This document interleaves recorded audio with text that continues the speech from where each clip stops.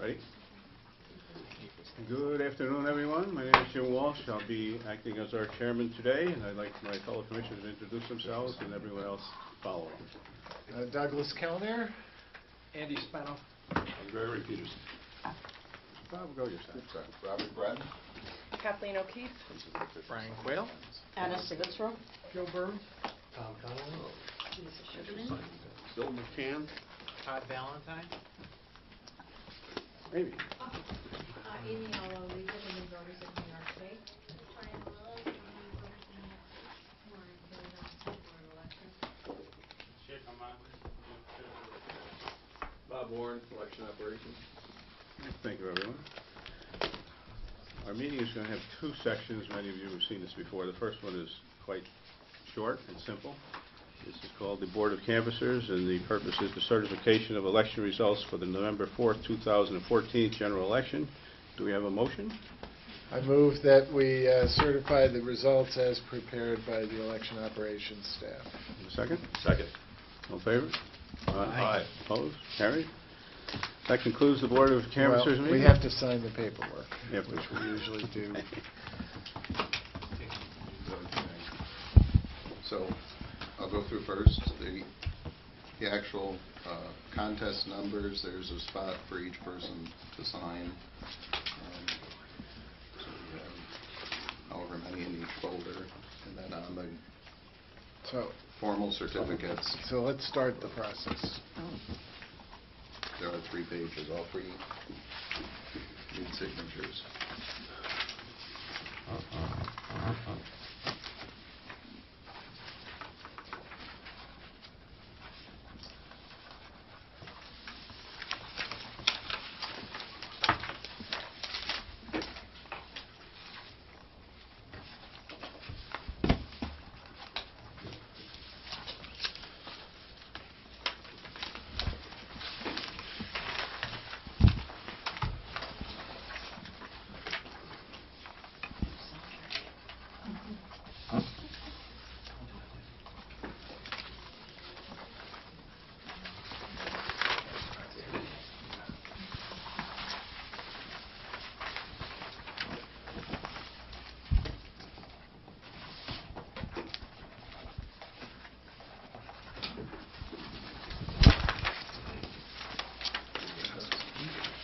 You only, just the top page? Or All 3, all of them. Andy, so you have to... I didn't sign them all. We'll double check them before. Yeah, but, okay. Give me that one back. Look at them all. This one's good.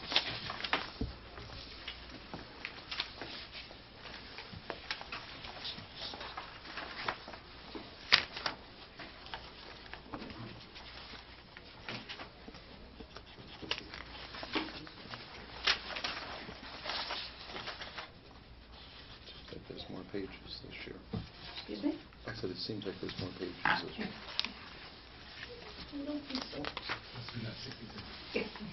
We added a few districts in there, we just didn't want to tell them. Okay. We won't tell you which way they went either.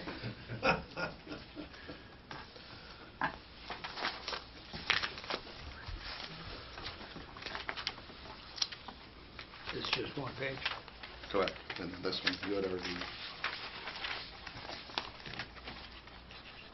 You have governor? You can give the governor back. These are done. This is the next one. There's only 3 where the pink things are Just where the pink things are. on that one.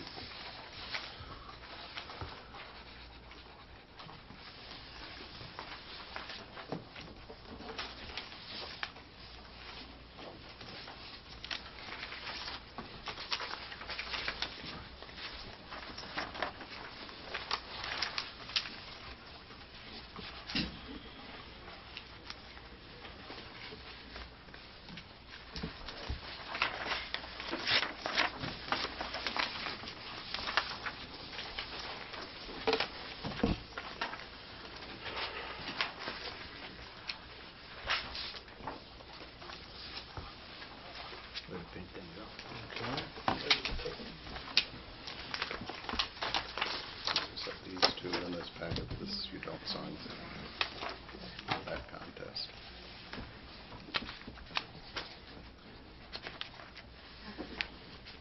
Just one place, right? In this one? Just like in this one.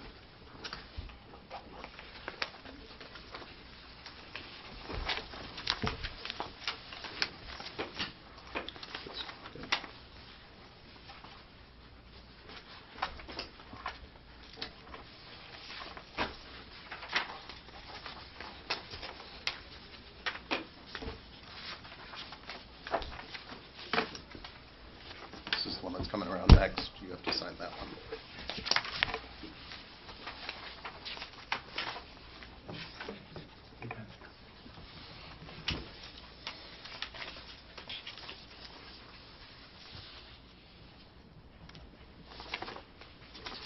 So those are the ballot votes. This one, yeah, this one, these two pages, you got 2 more pages to go on that one. Supreme Court judges.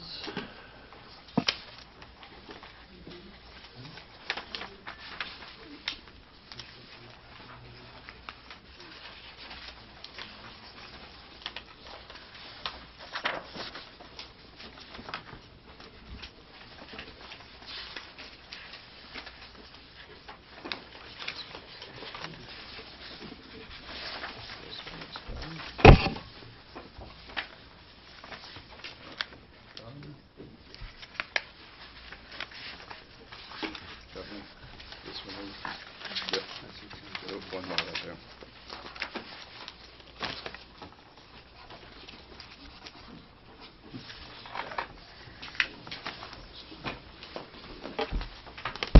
This is next. So this one, it's this sheet and the pink sheet for this contest.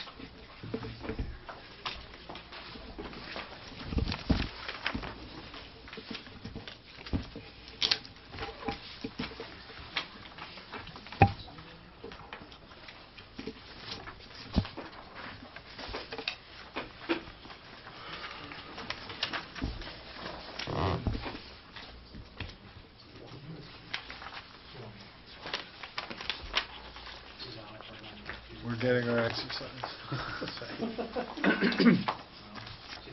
Friday afternoon when I sign all those certificates for, do you want to have any of those? 200 and Legislators, So- Congress. 150, 160. Times 2, is a letter plus a certificate.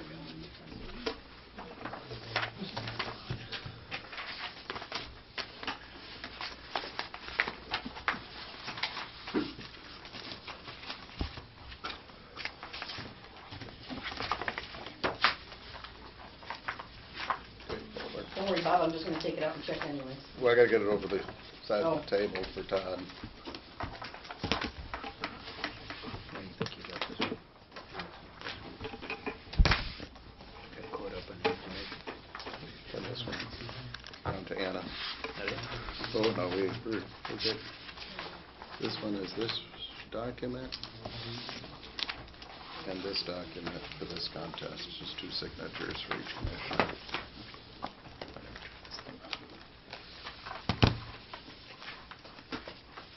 Are there any more? We got governor, lieutenant governor.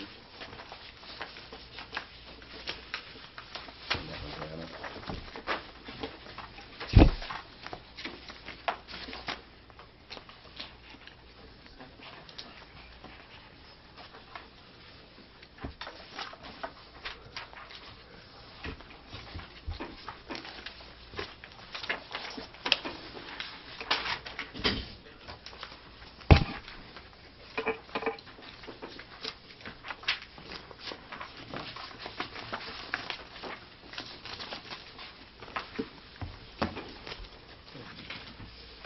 This is, the assembly is one spot there.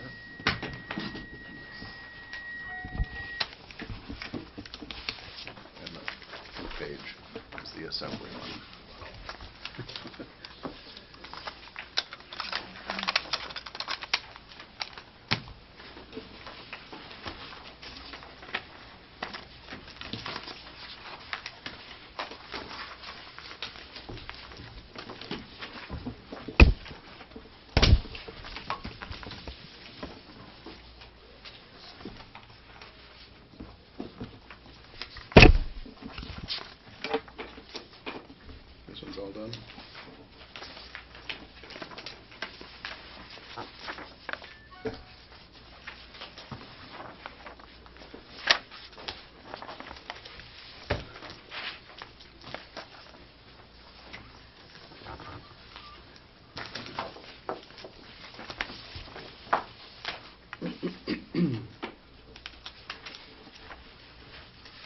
Have we done the asterisk before? We haven't had to, That this is the first time well, since since 1972? I've been here. I'm just asking. Right. So it hasn't come up before. It's not that. I don't recall that it has, no. Can't go back to 74, but. And it's before some earlier. No. Before the Earth's crust cooled. No, there've been other, Well, you've been here since Yes, 92. no, I'm with you. I'm trying to think, though. There have been. It's been a while. There have been. I can't tell you off the top of my head. Not this many. No, I can say that. the numbers are different. Is that it? Do we need more chairs? I think we have signed everything. Hello? Tom, can you get more chairs? Oh, well, never mind. We All have these important commissioners and a Supreme Court judge to boot.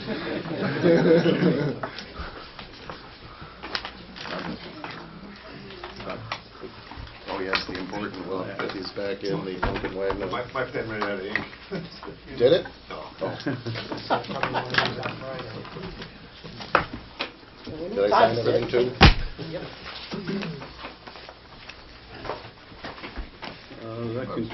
That concludes our Board of Canvassers certification of election results for November 4th, 2014, and I see that we have some new visitors and guests who have joined us today. If we could, would you introduce yourselves, please?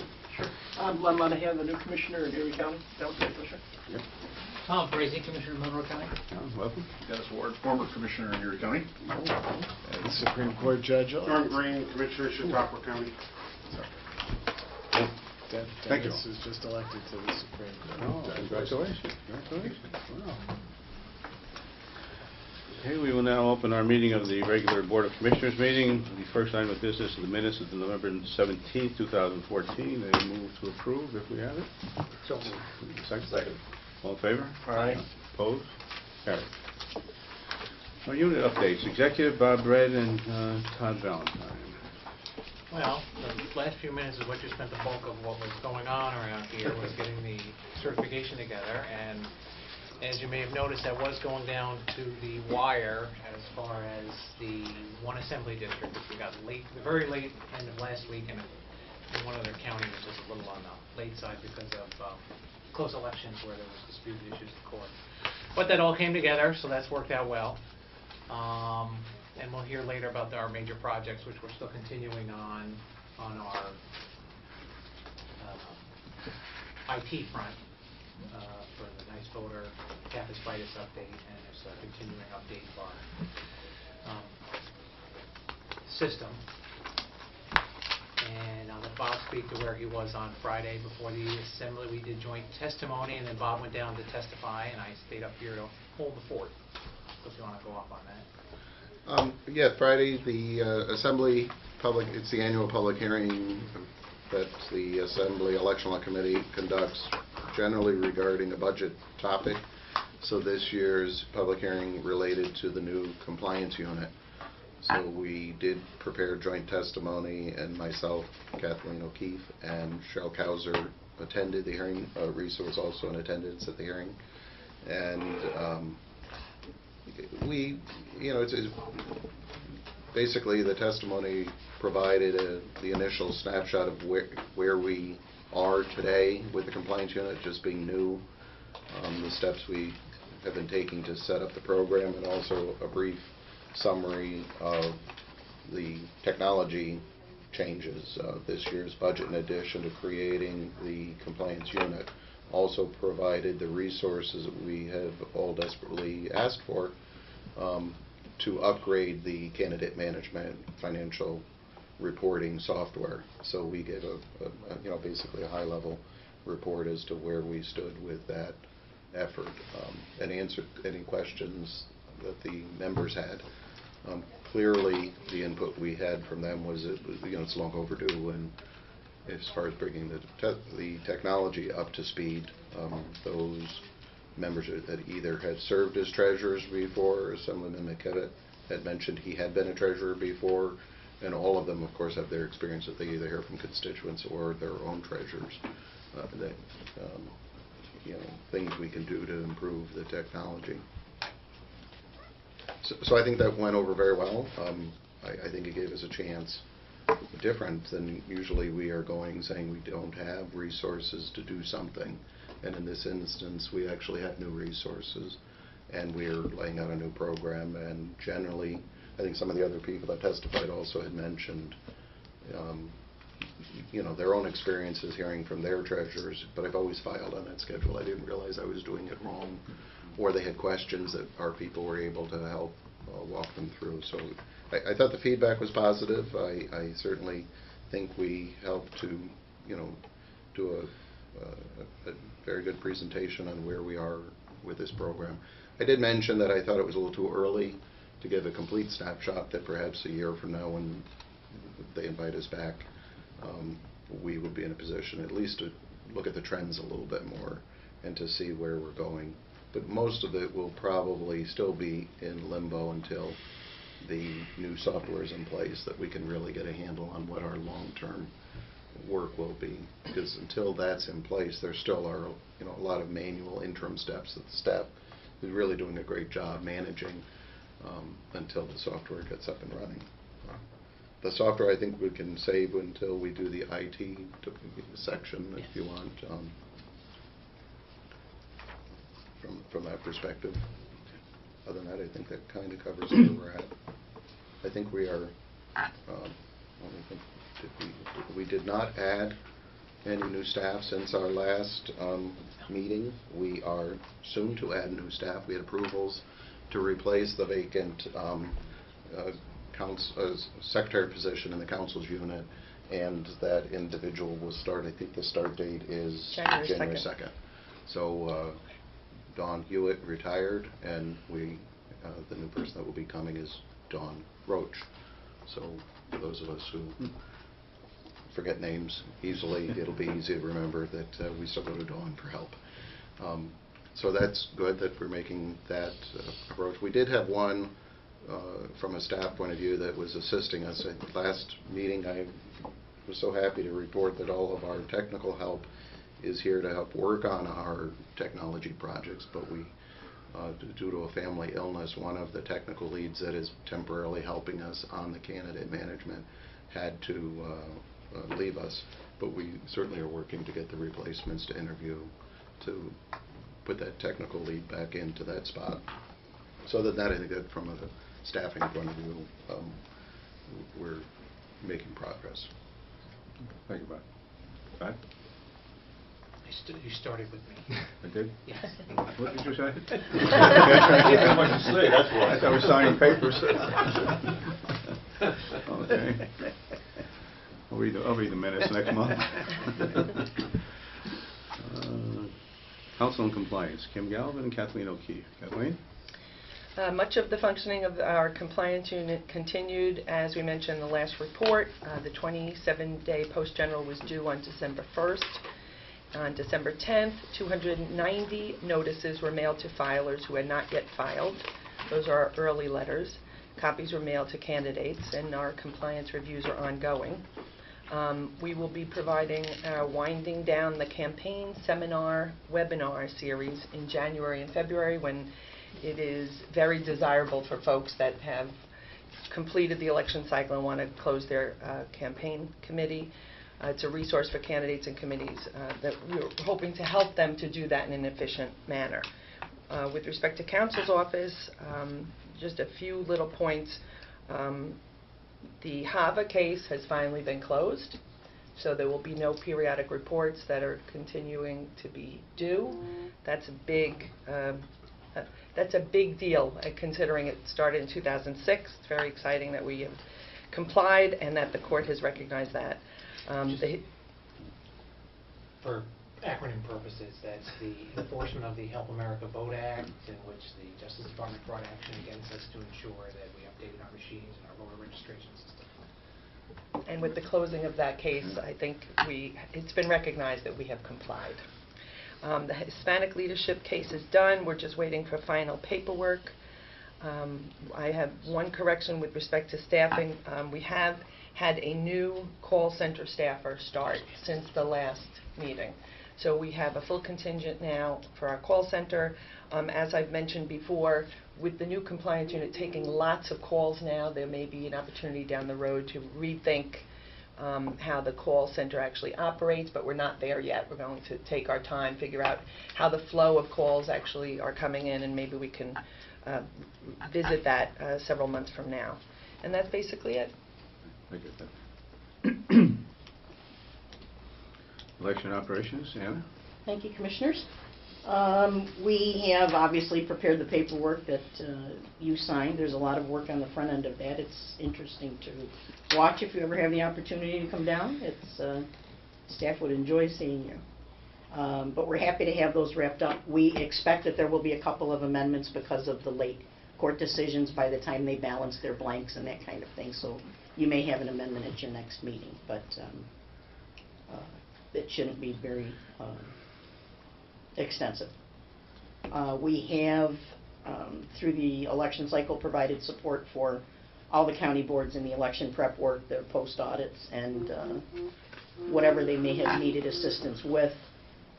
We have a few issues with our poll worker training, not knowing, not being as familiar with the BMD. That was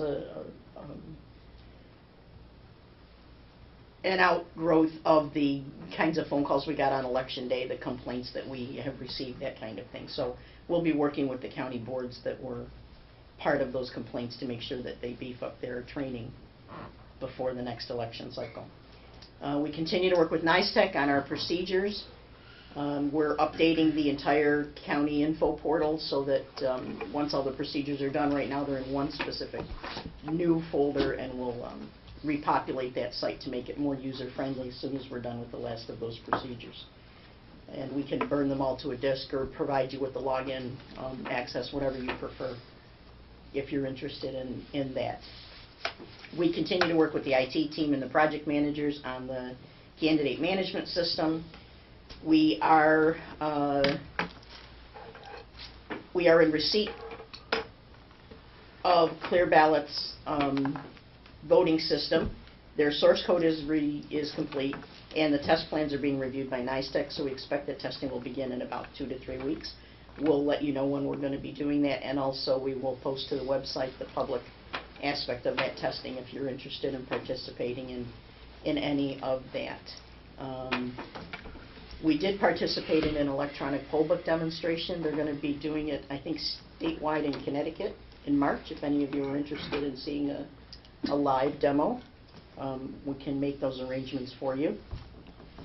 We have processed the ES&S change order, which required testing. There is a report and a resolution in your packet to move that issue forward.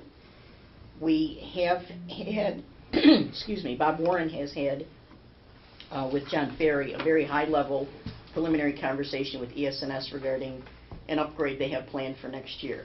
They're going to be discussing it at the user group meeting at the conference in January and look for buy-in into whatever their proposals are, and also listen to suggestions that the county boards that our ES&S users might have for that upgrade. If they decide to move forward, then they have to provide the request in writing, the impact statement, and the other documents that are required in order for you to consider whether or not that upgrade should proceed.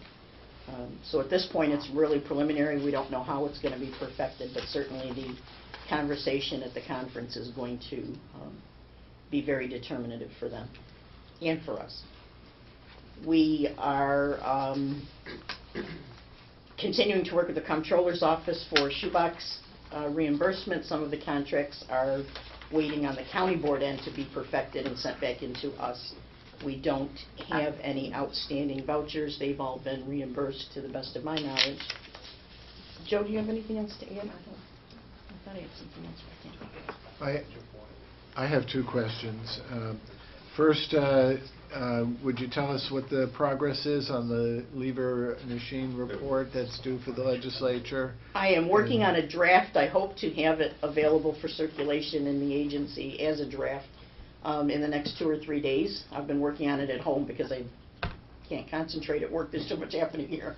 And how are we going to meet the consultation requirements? We have, we entertained and received a number of, I guess, position papers, white papers, reports, comments from the groups, the stakeholder groups that were mentioned in the chapter. Also, a number of associations primarily located in Nassau County, village associations, association of school districts, et cetera. They seem to have their own cabals in there because there are just so many of them located on Long Island. We also got feedback from advocacy groups for the disabled. We had already surveyed our county boards asking for their level of participation, whether they were loaning the equipment or not, whether they would in the future.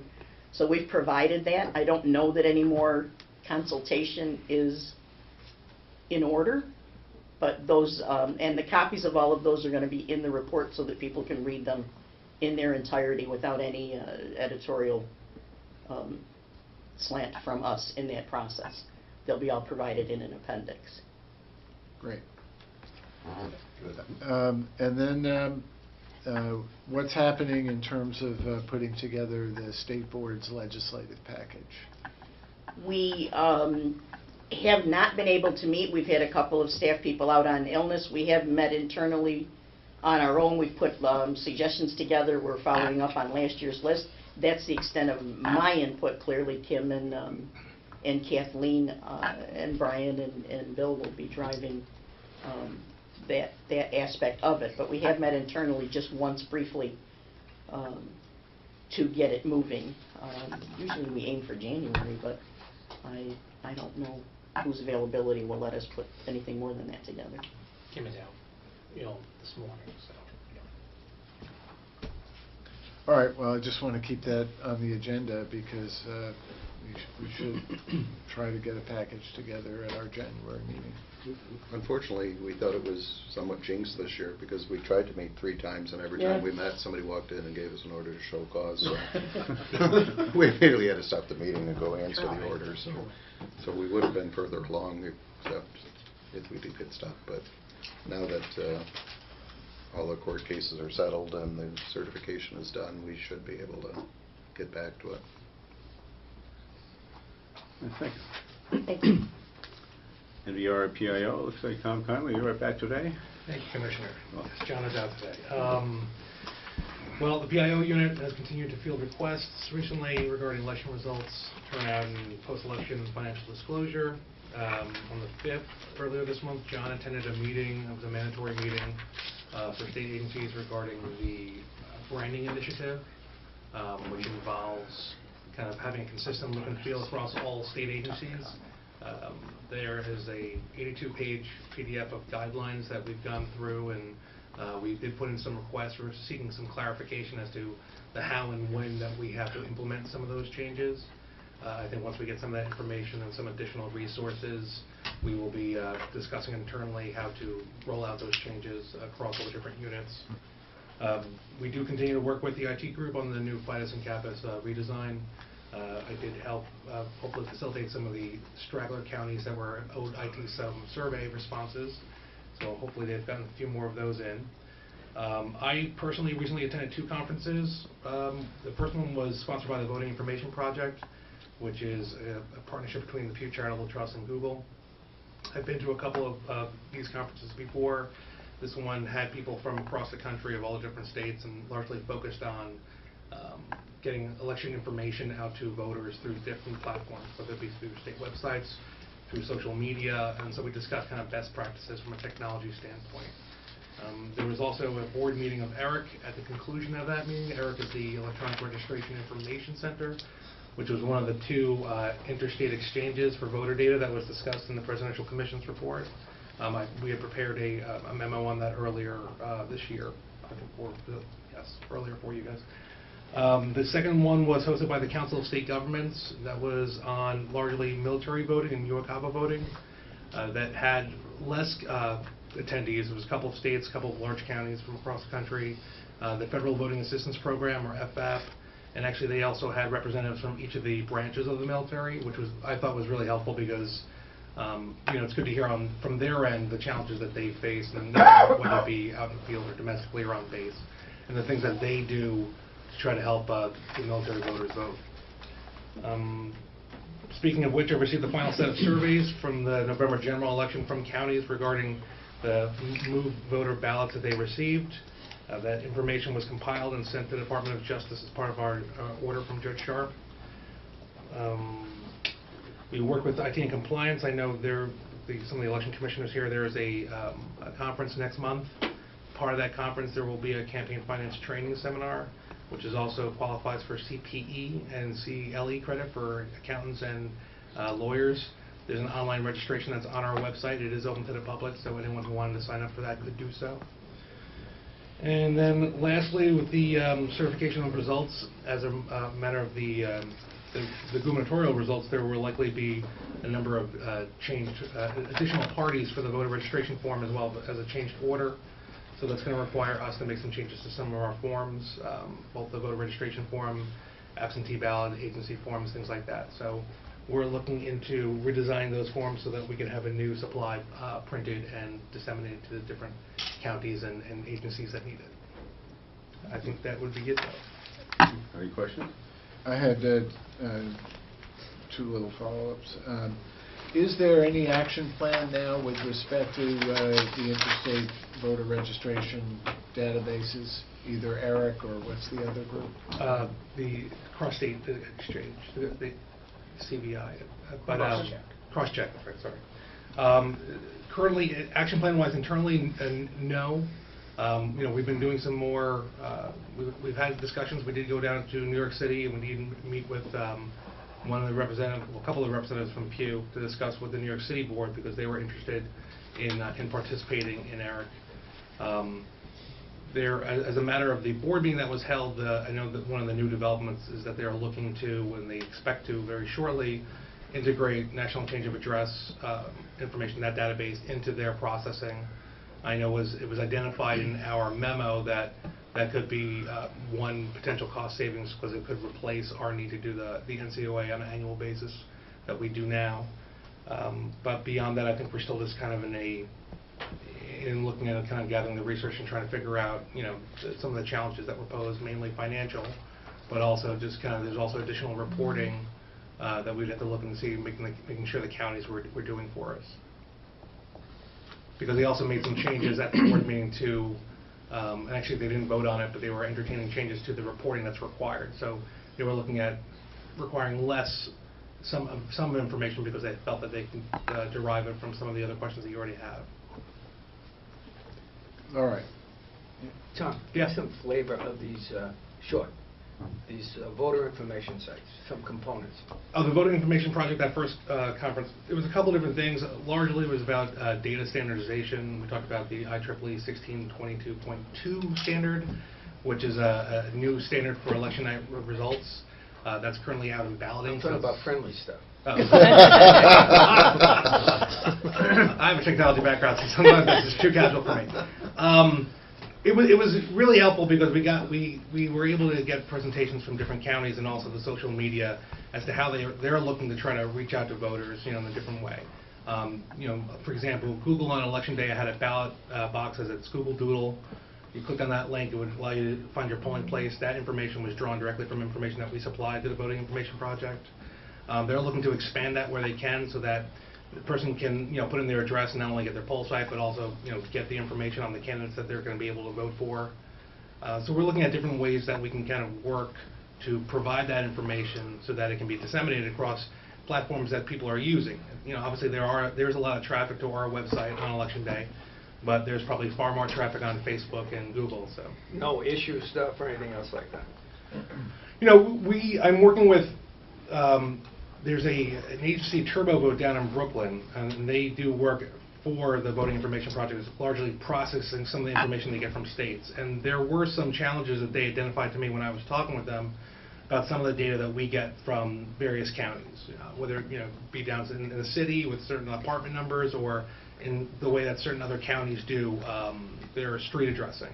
So I've asked them to kind of, if possible, kind of give like a quality report back to us, like feedback, so we can see, is there something that the counties could possibly do differently as far as how they're putting the information in, so that it gets out to the voters a lot easier. I mean, for example, I know, I often do, when they publish the information for the poll site lookup on Google, they often ask me to check, and I know at least one of my addresses never returns a poll site. So that has to do with the way that Google geocodes addresses and the way that my voter information is in the database. So the more we can kind of do to kind of streamline that, so that there's a more standardized set of information, so that you can really increase the amount of accuracy that people can find when they're looking for their poll site and/or candidate information.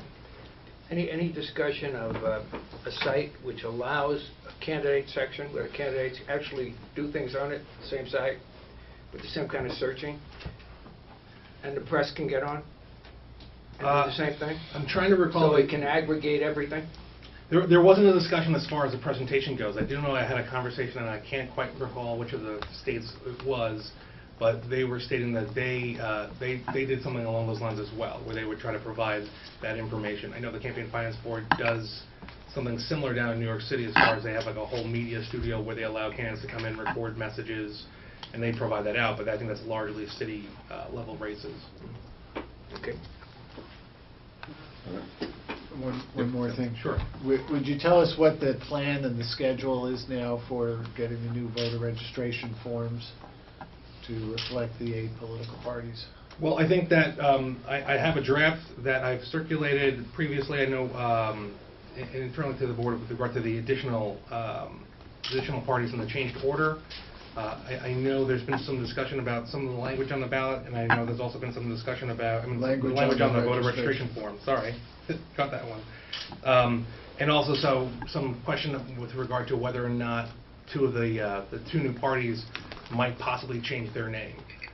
So obviously we can kind of prepare for what we know now and try to find out if there's any likelihood of that name change happening, but I would expect that we'd have the forms for your approval, hopefully, at the very least by January. Okay, so that's the plan.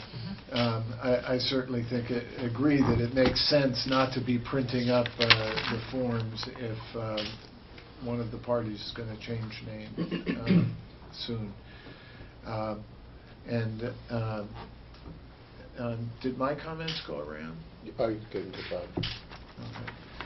Okay. Bob's comment. Oh, okay. About the instruction. That I do think that the instructions with respect to the enrollment section should be revised so that they do not favor or point out any particular political party. Yes, As opposed to the current instructions, which discuss one political party without discussing all the others. Just that the form should be party neutral. I have an information question. So when you change your party name, let's assume that you were like Stop Common Core. I can now change it to I Hate Abortion. Can I keep changing the topic of my... Well, I mean, I understand if you go to in the past, that has happened. We have had, where the independent candidate statewide for governor, in the year after they obtained ballot status, they came back and changed their name. The Independence Fusion, the tax cut now. I forget how they first got on the ballot, but once they established constituted status, they did come in. Now, the difficulty with Independence Fusion is they changed the name a few times, and they went to court, and it took them a little while, so we kept printing and stickering and trying to keep up with the change to the ballot. And then they changed twice, and it took into the spring for one of, I think it was Independent Fusion. And I might remember better than I, but I was on the stickering end of that at the time. So, once we got everything up and ready to go, because we thought we were fine, they changed it again. So that's why I think until, today is for the first time we'll certify that that they've met the 50,000. Do you mind having a discussion about this a minute? Sure, maybe. Do you see this as a democratic process or of a pain in the neck? I mean, What, you change it once, that's fine, and then you go to the next election. But if you can keep doing this the way you've talked about it, it becomes a little inappropriate, I think. Well, there was litigation over whether they could in some of those instances, and they let them change the name, so But why, I mean, you talk about it, you know, is our job just to go along with everything else that happens and then just do all the work? Or is it to take things like this, if we think there's something a little wacky about them, and go to the legislature and say, hey, look, change this? We can do that. We need a legislative proposal to do that. Let me follow, if I may, on Commissioner's point. The drastic move is the one I'm trying to follow up on. Let's say the party, the name of the party is X, and that party has $1 million left in its campaign coffers after the election. And the people who contributed to that, let's say it's a one-cause party. The people who have contributed to that party gave because they wanted to support that cause. Now the party leadership, which is very disorganized in many cases, decides to change the name of the party to something that is exactly the opposite of what that party stood for. The $1 million that's left, does that automatically go to this new party who's in absolute opposition to the philosophy of the first party? Let me jump in there.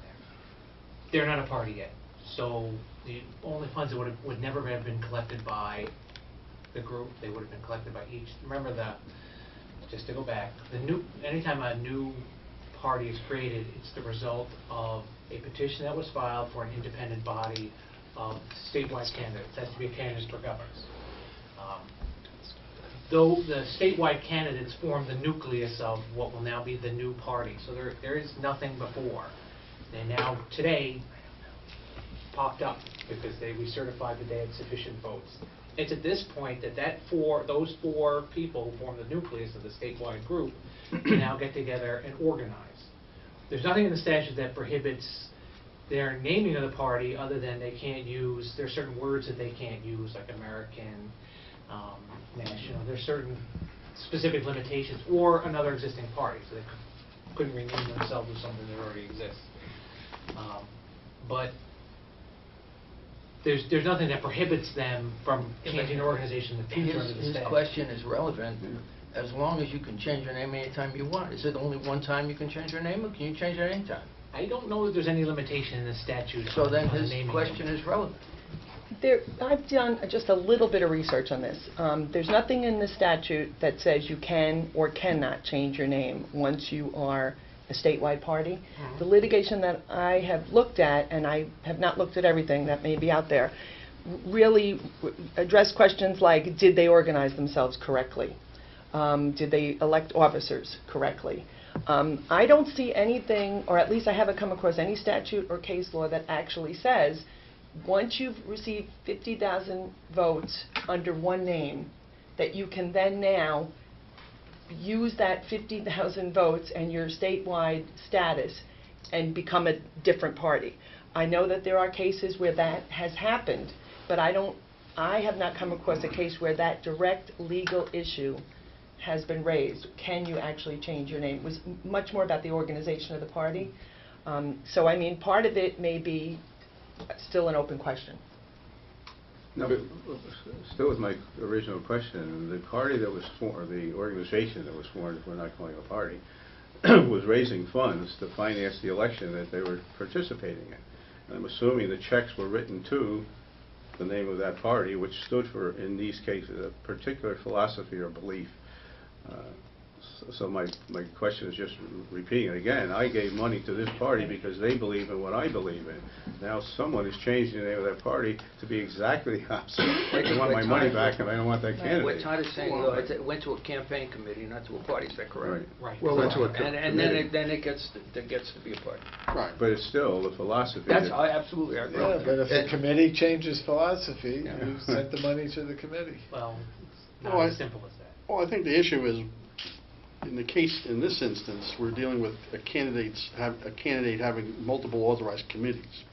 And so under the election law, you're only entitled to the one limit. So subject to that, once this other entity, as an authorized multi-candidate committee, gets funds for it, really gets into the issue of applying those limits to the candidates. It's not to the entity per se, it's to the candidates that that committee's authorized to support. So presuming that the candidates are the same candidates, there's nothing that would prohibit them changing their quote-unquote name from a campaign finance standpoint. It would be an issue of applying the limits. The other thing is, once you have an intervening election, now, under previous board opinions, those funds flow to the next election for those particular candidates, depending on how they're organized for this multi-candidate committee. So I don't know that they would have any obligation, frankly, to, in essence, refund money, because that money was raised subject to a previous limit. It would raise an interesting question if you then wanted to go deal with additional candidates as to whether or not those use of funds would be de facto a transfer of some kind after the election, but that would take a real big analysis. But you know, the name change, as far as campaign finance purposes are concerned, I don't believe there would be a prohibition. As to whether or not you'd have a name change for party purposes under some other portion of the statute, that's a different analysis. Certainly a time period to do this would be helpful if we wanted to look at legislation, so that we don't, I mean, one, we have a responsibility to update the forms and the computer systems and the tracking so that the counties can properly register people. So waiting till January for this to settle would give us time to get all the language translated and vet the wording. But certainly if we had to wait till June, that would be a hardship, or worse, reprint in June. But I don't know. Because there is no deadline. I would suggest when you're looking at these legislative proposals that you think about this. And if you want to throw in cross endorsements, you can do that too. You know, I've made that recommendation a number of years, and I'll continue. But and I hope someday that they would. I don't think the legislature Take my needs our suggestion. advice on endorsements. Oh, we'll take it. I'll take it. Okay. Well, thank you. Very interesting conversation here. ITU, Robert Bremen, Todd Valentine. Well, as you know, we have three major projects. Let me start with the one we haven't talked much about. When we moved from our previous office location to this building, our computer systems that run the office and also where we house the Capus Fidus servers and the Nysboe servers moved from a space within our office to the state campus in Albany. That is in need of moving again. We thought that was a nice place. It was available. Nobody thought it would be this short. But the state is now moving its computer network to the new Nano building, CNSE. CNSE, yes, the College of Nanoskills Science and Engineering. There we go. And where is that? Which is probably about a quarter of a mile from where it is now. So instead of it's the state campus, SUNY Albany, and what used to be part of SUNY Albany is now separate. It's right near the thruway. So they're moving everything into that unit, and they are redesigning how things going into that space will be stored.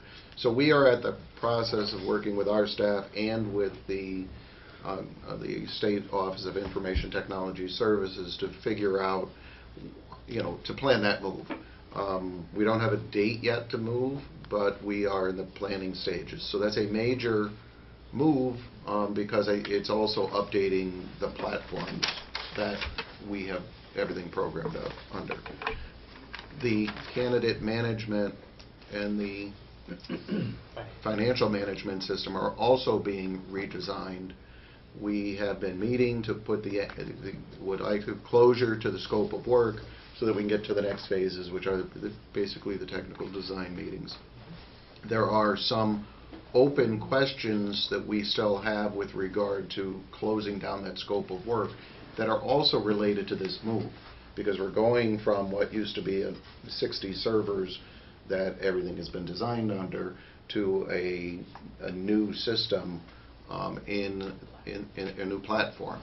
So we have tested the platform in our Nysboe, the one that went first, and understand that the platform works. But now we have to finalize a lot of the, since it's new where it's all going. it's all new at the Nano Center.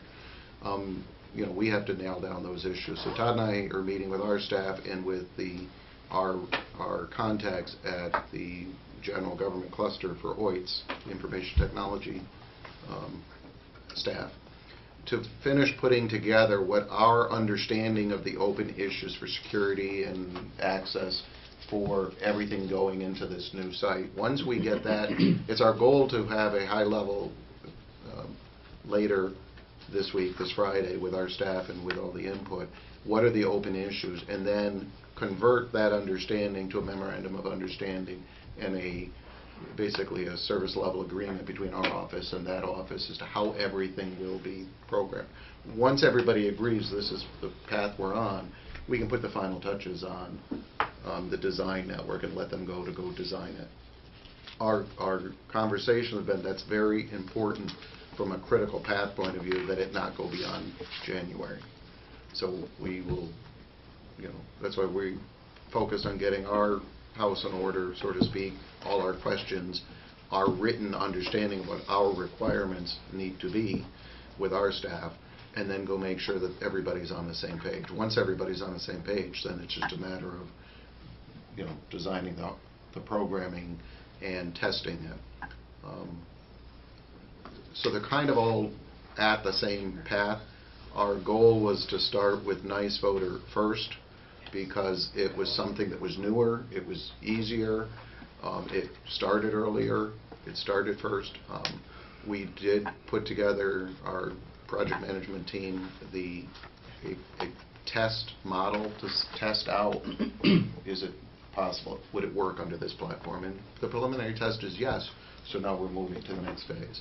So from an implementation phase, Nysboe is expected to finish moving towards that new platform, testing everything, working with the counties to interface as we do now with them. And the testing is expected to finish between now and October. As you know, we would never roll out a change to the Nysboe system that close to an election anyway. But our goal was, that's pretty good from a testing point of view, because we will have finished everything in the test environment. And then as soon as the election is over, to schedule placing it into production. Our only variable that we are waiting a little bit on is when does the presidential primary begin. So we will know that by June at the latest, because they all have to be filed. So that would probably be the only scheduling thing that we would want to look at, but our goal is to roll it out in December of next year, knowing this election will be over, and that will give us the maximum opportunity to be ready for the presidential, should they hold it earlier, like February, as opposed to later in the season.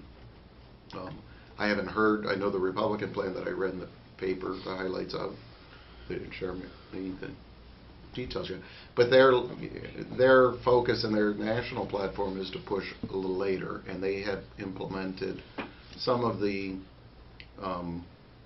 encouragement or stick against going early that was in the last Democratic plan, so that the earlier you went, the fewer delegates you could seat, and your state would have less of a role at the convention.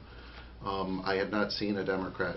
And wouldn't it be nice if they could combine the presidential primary and the congressional primary?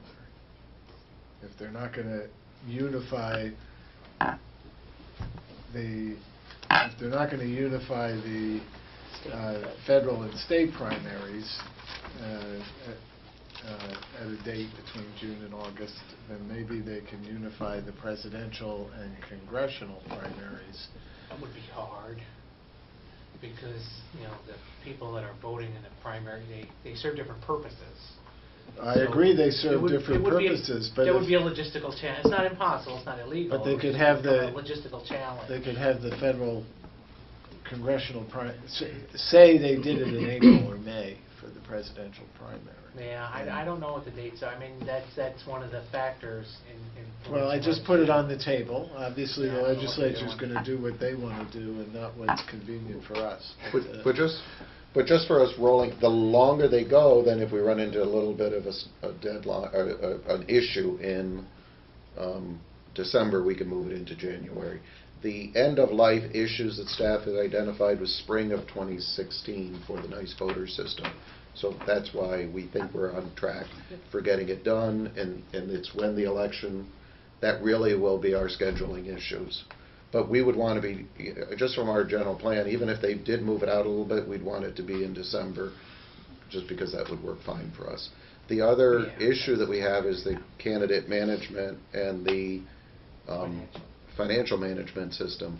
The estimate so far is to be done in sometime in the spring, or excuse me, the end of summer of 2016. Late summer, fall.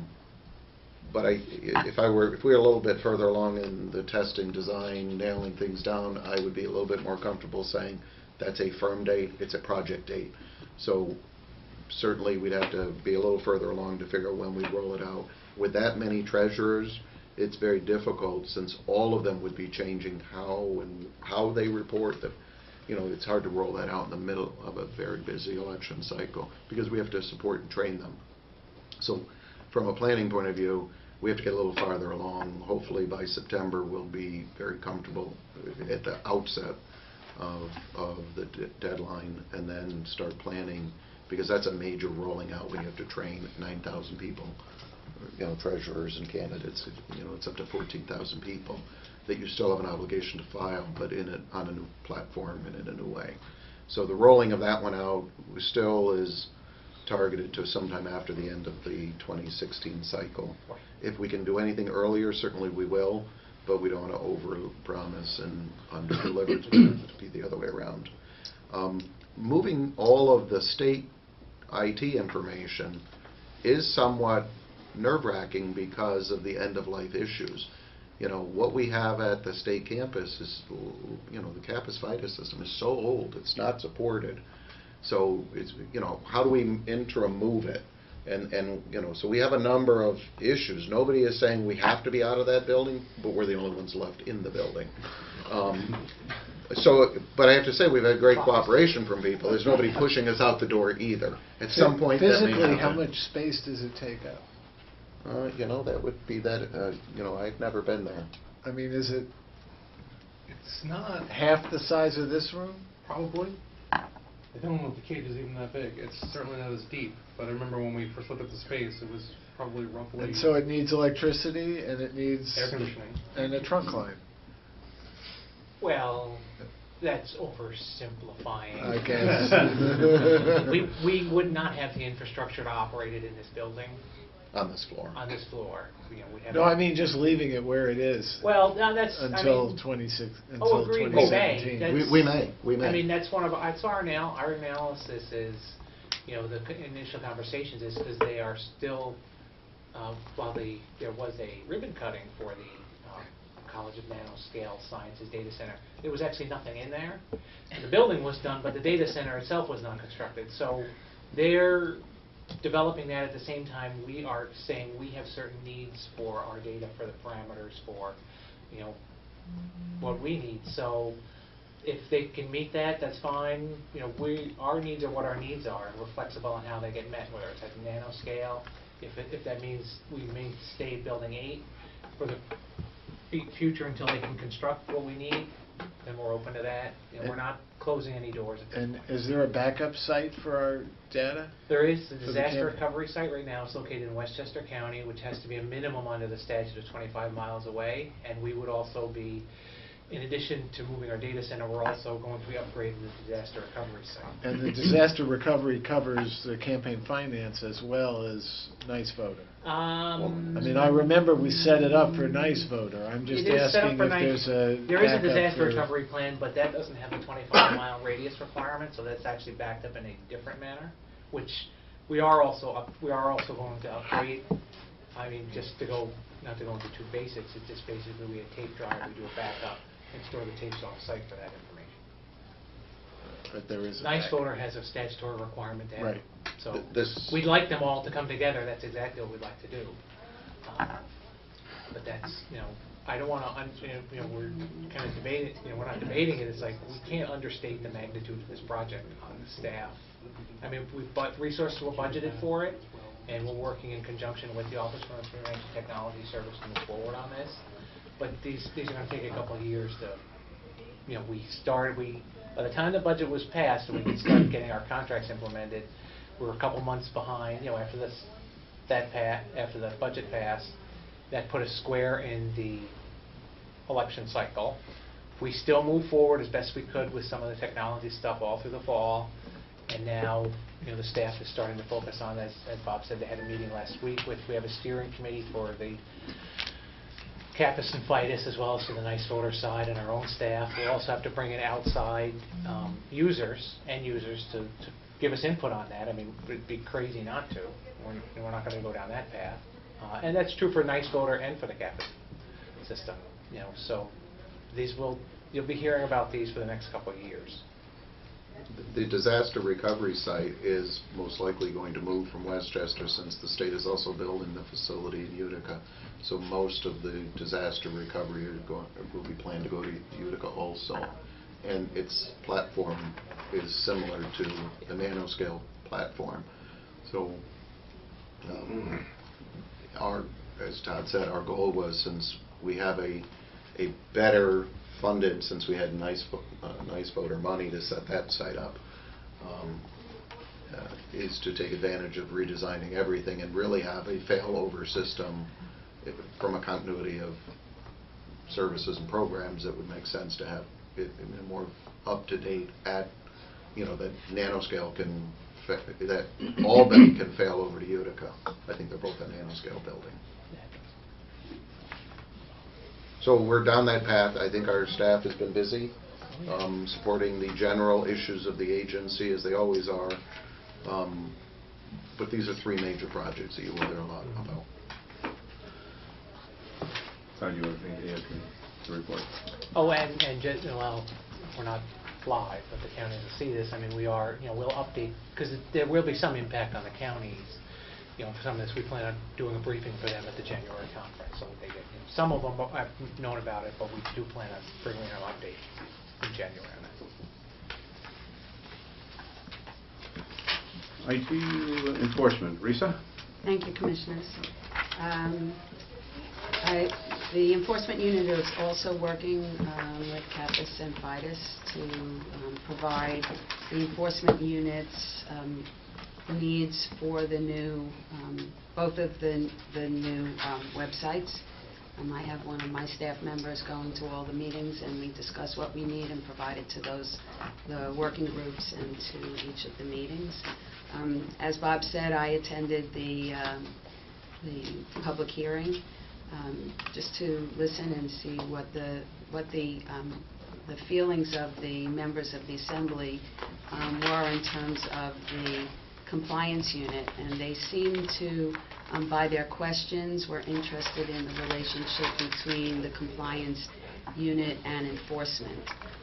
They were interested in questions that they posed to Bob, and as well as questions that they posed to Mike Ryan, who is the executive director of the New York City Campaign Finance.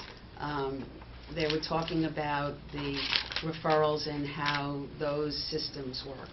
So it seems to be important to the members of the Assembly, the relationship between the counties and the county boards and the enforcement unit. That will be part of what I'm doing at the presentation of the January meeting at the Hilton. So it was interesting to see that they were interested in that relationship between the county and the city boards and the enforcement unit. As we discussed last time, the compliance letters that go out or used to go out from the compliance unit, we've been working with IT and with the compliance unit to get those letters where the treasurers and the candidates have not complied with the filings. We got our first list of names of those committees and candidates who have not complied at all with their filings. I think that there were approximately 800 plus names. Kathleen, I think that there are a little more than... I think it was a little more than 500, originally about 1,900, and then down to about 500 after the early letters went out. I'm not sure, I thought it was more, but Five and maybe six, five. somewhere there. And that list came over, and we've been working with the IT to set up the process so that those letters can be put into the computer system, so that they can just go out through to a letter to the treasurer, to the candidate, and then another letter, a cover letter to the candidate, so that will be done within, I think, the 30 days after the candidates don't comply, and then we'll give them 15 days from the date of the letter to comply with my letter. So that process is in, it's already in, we're looking at it to make sure that all the letters are done, and then it can go into production. So that was done, and I think I'm looking for one more auditor, and I think then I'll be at full staff. And that's it. Any questions? I just want to say, I'm glad that you're moving the process forward. But it's very much behind what it was prior to the setup of the new enforcement unit. So that for the July non-filers, typically we would already have the court proceedings started by now. That those court proceedings would be started September or October, and I'm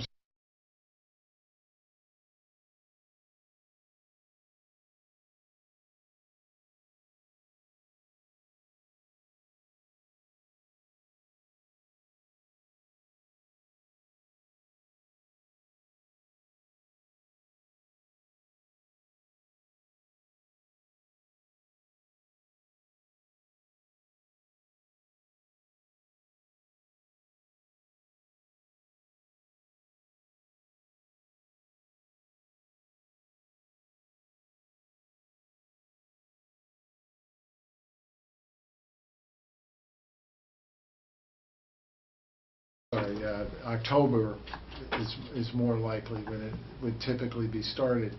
And we're still at the stage where you haven't even sent out the required notice before you can start the court proceedings. And I'm just concerned that we're getting backlogged on that part of the system that was sort of on autopilot before we set up the enforcement unit, and is now developing a backlog. Well, I think that there are two things that are coming into play. I think that you have more because of the compliance unit and the work that they're doing. I think you have a lot more of the campaigns, the committees, and the treasurers that are working with compliance, that are coming into compliance. So I think that if you look...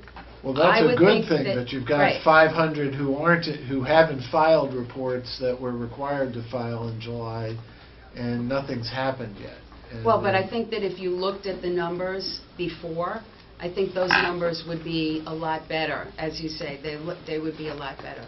And I think that when you're looking at what we're going to be able to do when we send out those numbers, those compliance people who are going to come into compliance are going to increase as well. Because after, quite frankly, Commissioner, after those letters and the lawsuits went out, you got compliance, but when the judgments were done and nothing was done after that. So all you got, we might be delaying it a little, but we're getting more of compliance. So you might have done a lot because it was just a rote thing to do, but all you did by that, if you didn't get the final compliance after the lawsuit was filed, is just had judgments sitting in the file cabinet with nothing being done. So what we're doing is we're going to be doing more compliance because people are going to get the second letter. They come into compliance, and then we're going to try to start working on getting judgments being paid as well. Well, good. Let's see what happens. I just want to try. What happened to all those judgments that were in the file cabinet? Well, they're now in boxes. They're boxes, and we're working on getting them. We have to have a process in place. We want to get the present work done now, and then when we start getting that process that we can go forward, then we're going to start doing some collections Do on you it. have any idea what the numbers were on those? Well, What do you wanna there's a cubby full of boxes. There are a lot of them. But we do have the incentive because we now have in the statute, the money that we collect goes to enforcement. So we do have that incentive to collect on. Yeah, they created, in the chapter, I think it was in the independent expenditure section, or it was in the public finance section, I forget which of those two sections, that the judgment monies go into a dedicated fund. So that's different. That had not been. That will be subtracted from next year's allocation? They don't say that yet, but they simply say where to put it. Right? I mean, the past. I'm not counting that they won't do that, but they didn't say that. At least it has a resting spot. Thank you, Lisa. We've just finished our unit reports, and I'd like to pause for a moment. Commissioner Kellner pointed something out to me when we were going around the room introducing everyone. That Dennis Ward was elected Supreme Court judge. I want to congratulate you, I'm sure on behalf of everybody in this room and around this table, and say to you, you and your partner were two of the best commissioners in the state of New York, in my opinion. You people came and appeared to us many times. You knew your subject, you knew your business, you argued as well as any judge was on one side and any attorney on the other side. You were very, very good. It's the legal system, the judicial system is getting a very good man, a very qualified person. We wish you the very, very best. Thank you very much, Commissioner. Second that, too. Is there any, Ken, if you'd like to say anything, you've dealt with everybody in this room, is that you'd like to make any remarks at this moment, you're welcome. Well, it's been a privilege to be part of the system. I mean, on my almost 10 years for Erie County, both at the Erie County level and interacting with everyone here. I know everybody around the table, except for Risa. I haven't met Risa yet, but I will afterward. And it's been a privilege, and I've always felt that there was always a sympathetic and interested ear at the state board, both through the commissioners and all of the staff, and I've appreciated it. So I want to thank you for all that time, and I look forward to a new career. But I'll be around in the shadows here, but I won't be issuing any orders to show up. And this is a longer term, right? Yeah. Very good team. Thank you. Again, our best wishes. Thank you. Old business, vote on a resolution appointing members of the Division of the Election Law Enforcement as special investigators. Risa, would you like to make any comments on that? Well, we've discussed it at 2 prior meetings, so I would just... So moved. Well, you want to Second one. make sure that All in favor? Aye. Aye. Opposed? Done. Carried. Thank you. Item 4, new business. To vote on a resolution for ES&S end-of-life replacement part. You can explain what end-of-life here is before we get anybody... We're on oxygen. Anna? Some of the suppliers and providers of different system components, these systems were purchased in 2009, have been used pretty regularly since, particularly in those counties that were part of the pilot project. So some of the parts that you would normally purchase, which aren't software driven, they're just not available anymore from the same suppliers or the same providers. In this particular case, we're talking about an internal battery, and in their submission for this change, it was determined by the labs that it needed to be tested to make sure that this battery didn't disaffect something else when it was added to the system as a replacement part. The testing was part of their national certification by the EAC. It was reviewed by our lab as the independent review, and we did functional testing here, and the staff recommends that it be approved. Have a motion? So moved. Second? Second. All in favor? Aye. Opposed? Thank you. Carried. Thank you, Anna. Vote on a resolution regarding the ballot handling configuration. Anna, again. This is the result of the conversation that was begun by Commissioner Peterson at the last meeting concerning the notices to voters, and in particular that some boards seem to be reporting undervotes to voters, which creates a queue and a sense of I'm not sure what to call it. Exactly, because it's your right to undervote. It's your right to vote however you please. And if it says that you're to vote for any two or any three and you choose to vote for one or two, that's your prerogative, and it shouldn't mean that there's a warning or an advisory or an error message or anything like that. So we added that message to the other advice that's been provided to boards over the past few years concerning settings that the system vendors provide as optional, however, that the state has taken a position on that need to be set in a specific setting always, without any discretion on the board to reverse that. So this is the result of that conversation. I'd like to thank you, Anna, for that expeditious handling of that. Because You're quite welcome. It gets them on the right road. It's our pleasure. But thank you. And I think it's great that we're clarifying an issue that sets uniform state policy so that all of the boards will be dealing with the issue in the same way. Would anyone care to make that motion? I'd like to move that. I'll second it. A second. All in favor? Aye. Opposed? Carried. Thank you. Discussion. Now, I don't want to bring this out of left field, but Brian, I'm told that you could handle this, but if you can't, then I didn't warn you in advance. No, we're good. We're good. We're Okay, good. if you would, Brian Quayle, please. The changes that the legislature made at the end of June this year with regard to the independent enforcement unit had a number of elements, and the agency has been moving forward on a number of different fronts to fully implement that process. And one of the elements of Section 3-104 is a hearing officer process. There's a criminal component in the statute in terms of how referrals are handled there.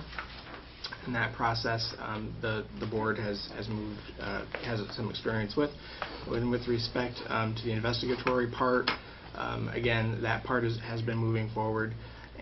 But what 3104 also does in the civil end of things is it has inserted a hearing officer component whereby in order for the Chief Enforcement Counsel to bring a proceeding and or settle a matter, the matter is presented to a hearing officer, and the statute is very clear about the elements of what's presented to the hearing officer and how the matter is dealt with.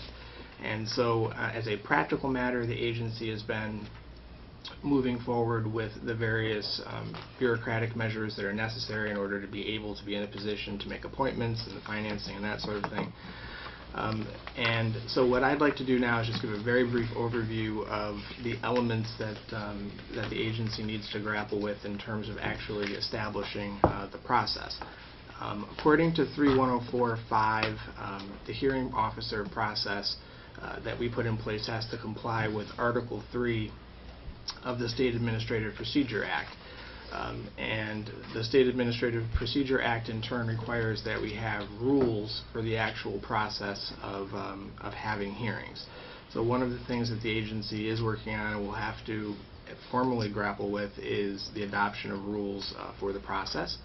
It goes without saying that obviously the commissioners will need to make appointments, and here too the statute gives a fairly unique and very specific prescription, which is that the board, by majority vote, will place individuals on a list of eligible prospective appointees as hearing officers, and then through a random process to any particular case that the Chief Enforcement Counsel brings forward, it'll be a random process that will actually make the assignment off of the approved prospective list.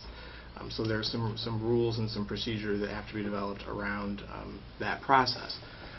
Another piece of governing law which is not apparent either in this section or in the State Administrative Procedure Act is Executive Order 131 from 1989, which basically requires the agency to file an administrative adjudicatory plan that sets forth how the various different procedural safeguards and due process will be managed. So in a nutshell, that is sort of the process that is sort of needs to move forward. And in the interim, the agency does have various options in terms of how to manage these cases.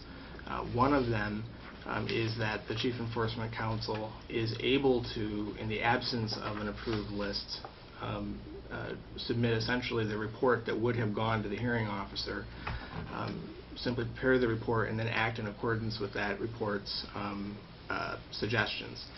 And if there are certain elements of implementing this that would be complicated, there could be other interim, the ultimate plan could involve interim measures to get us to a final place.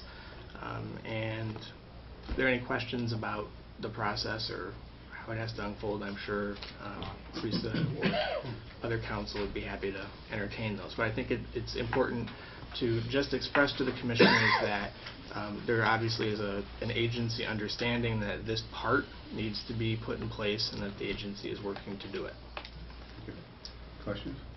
Yeah, I think just with regard to where are we with the hearing officer posting, Todd and I met with Teresa with our routine meeting to identify what hearing officer duties we thought needed to be filled. There's an existing state job description for 3 different levels of hearing officer services. So we discussed the basic hearing officer, and also Teresa had shared with us her thoughts on there's the minimum job qualifications, but also there were some ideas on preferred job qualifications, because any attorney who's been admitted to practice law in New York State with more than 2 years of service could be a hearing officer. So is there anything else? And I believe Teresa had 2 that she settled on that she thought would be helpful. We agreed with her, and one was SAPA itself, so she had to follow SAPA, and the other was criminal procedure. Evidence and CPLO. So Thursday, Todd and I met with our administrative person, Tom Jarose, to take that information, confirm it with civil service, and then start the process to post the titles so that we can get prospective individuals. It's an ongoing recruitment. It's not a one-time get on the list, because we assume at some point people it's a new program for all of us, so the simple questions we know how much work will I have, how often will I meet, those are the ones we can't answer. I think we know how much they'll get paid, kind of issues. But since it's a new program, we'll have to play it by ear. We'll put people on the list as work develops. Teresa can either tell us that it's working or it's not working. We need more people on the list. If she has a lot of cases during seasons, we may need more people to be on the list. So we are moving forward with the posting so that we can have individuals respond. We'll have to interview them and then make a recommendation to you of the actual names on the list, which we hope I met with on Thursday and I wasn't here Friday, so I haven't had a chance to find out what we heard back from civil service yet. But I'm hopeful that we will have posted them long before your next meeting and are much further along to actually making a list available to you. But that's what we knew that's what I knew up till Thursday coming into here. So I think we're making progress on the actual names. Any questions? Thank you. Our next item is the next meeting. Has this been agreed upon, this next meeting date for everyone? I believe so. January the 12th, 2016? 16? Is that what it says? 15. You have 16 on your? I just noticed it. Taking the year off. So anyway, the next meeting will be January 12th, 2015. It'll take place at the conference. It'll be here. Oh, here? Oh. Remember, it's before the conference. I misinterpreted right that. here. That's why I asked so many questions. Now I know. Same bad location. Well, the conference is at the Hilton, which is the adjoining building, so we won't have to go too far. Right. Okay. All right.